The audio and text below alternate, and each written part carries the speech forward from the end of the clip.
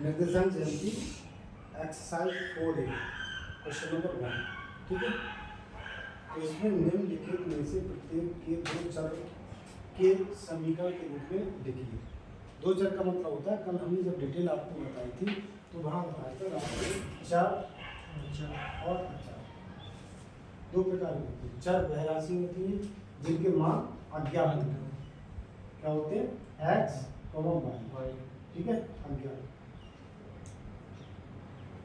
और अचर वह राशि होती है जिनके मान निश्चित होते हैं, जैसे 2 3 4 8। ठीक है, तो यहाँ पर कहा है आपसे दो चर वाले रैखिक समीकरण के रूप में व्यक्त करना है। अब यहाँ पर दो चर वाले रैखिक समीकरण का मानक रूप होता है मानक रूप। मानक रूप क्या होता है?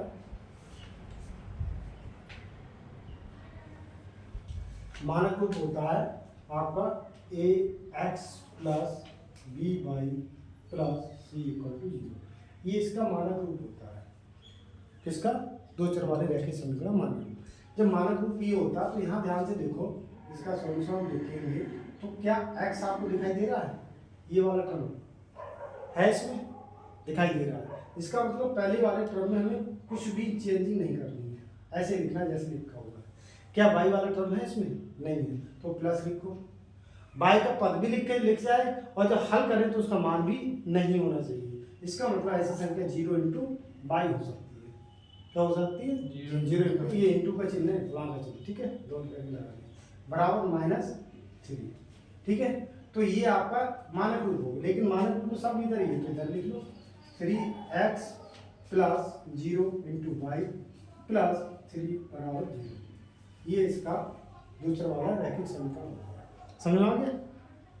इसी प्रकार से सेकंड सवाल दिया है इन्होंने, y बराबर 6। तो आज भी बताओ क्या होगा इसका?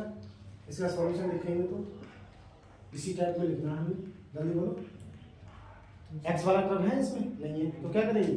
0 into x plus 6 by is equal to 6 इसे पक्षांतर कर लो, 0 into x plus y minus 6 बराबर 0। ये आ गया इसका आंसर। ठीक है, इसी प्रकार से थर्ड है।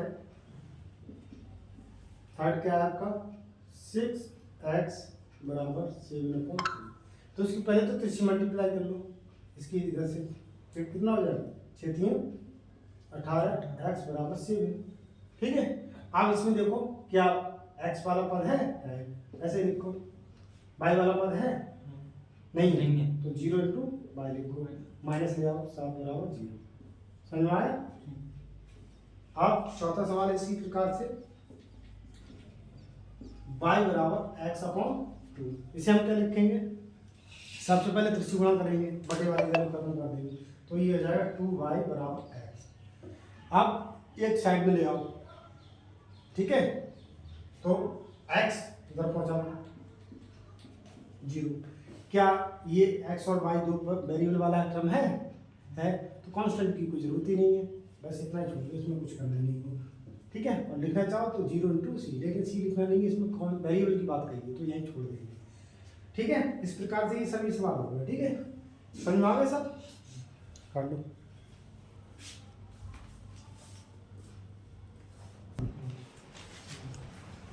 क्वेश्चन नंबर 2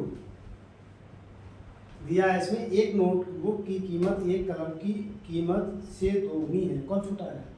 नोटबुक की कीमत कलम की कीमत की दोगुनी। तो यहाँ मानना पड़ेगा, माना पहला क्या? नोटबुक, तो यहाँ लिखेंगे नोट की कीमत। चर की बात कही है तो x मानना पड़ेगा, x। और कलम की कीमत कलम की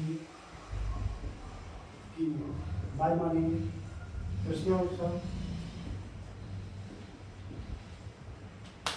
नोटबुक की कीमत,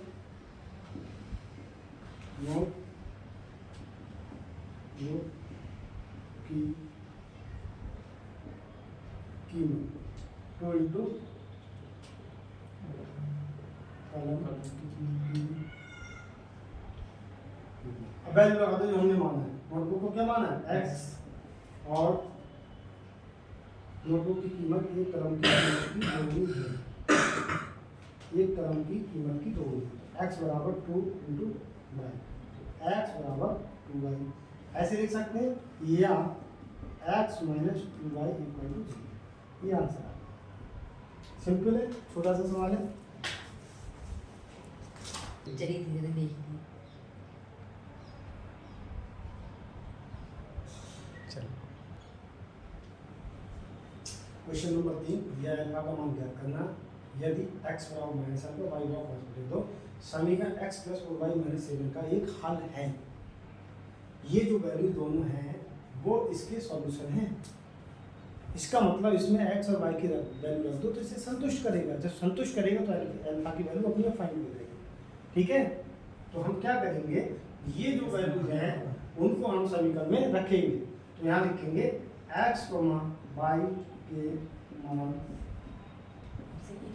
रखने और ठीक है। अब देखो x की वैल्यू कितनी है माइनस अल्फा प्लस 4, y की वैल्यू कितनी है 5/2 माइनस 7 बराबर 0। तो माइनस अल्फा 2 दूनी 4 प्लस 10 माइनस 7 बराबर 0। हल करेंगे इसे, कितना आ गया माइनस अल्फा प्लस 3 बराबर 0। तो अल्फा बराबर -3 माइनस कैंसिल, अल्फा बराबर 3। अल्फा का मान पूछा था आपसे, तो अल्फा का मान कितना आ गया 3 आ गया। समझ में आया, कोई दिक्कत नहीं है? हैं अल्फा